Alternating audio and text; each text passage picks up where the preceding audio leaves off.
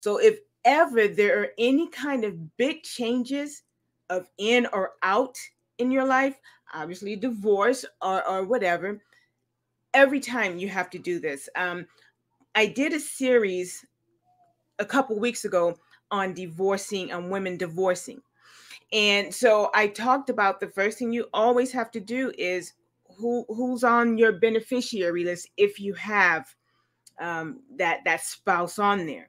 So again, if everything is steady Eddie, yearly, but the second birth, death, divorce, large influx of money, exflux of money, lose a job, get a new job with a higher income, those are times when you must review because things have changed and you can possibly help save yourself taxes by making those adjustments.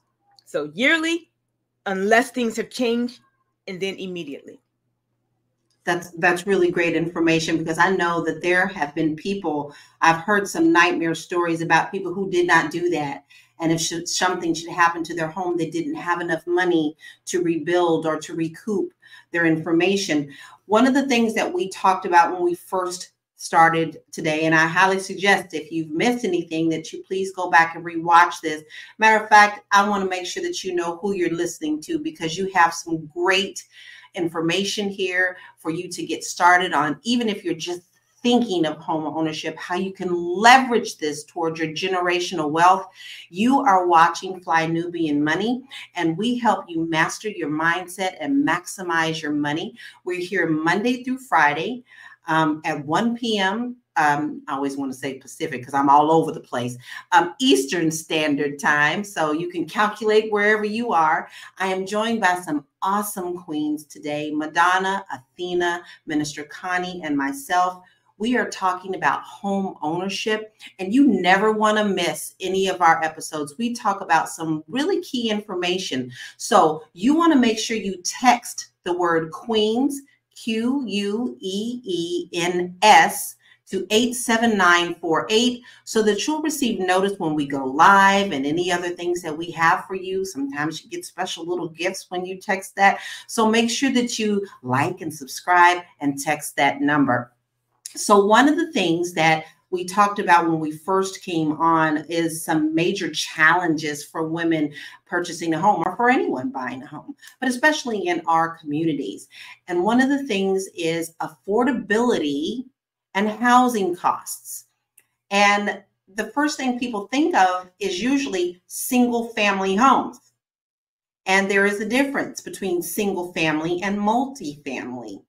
A multifamily can be purchased up to 4 units under an FHA loan, which is your first time. Usually first time home buyers do an FHA loan because the down payment is 3.5%. But you can buy up to 4 units with that. So you want to talk about affordability. Well, you're living in one, but you can rent out the other 3. And that also can leverage the loan that you're taking out, because they'll take into account how much rent you are getting in. So in essence, you could be living pretty much zero with your tenants paying the mortgage on that property. That is an important thing to understand, that when you're purchasing a home, it doesn't mean you're just buying a single family home. You can buy a single family, a triplex, a duplex. And also, guys, if you're thinking, I can't deal with the house, I can't deal with the grass and you could buy condos and townhomes. There is a wealth of opportunity in real estate that can fit your needs. So don't think that you're just thinking inside the box. Start thinking outside the box, because just as Minister Connie purchased her first property which is a duplex, that's 2. And you heard her say she purchased with an FHA.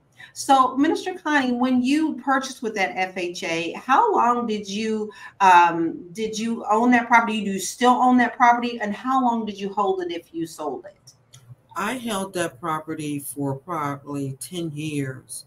I lived in it 4 years. Got married to the guy that sold me the property, and we bought another home.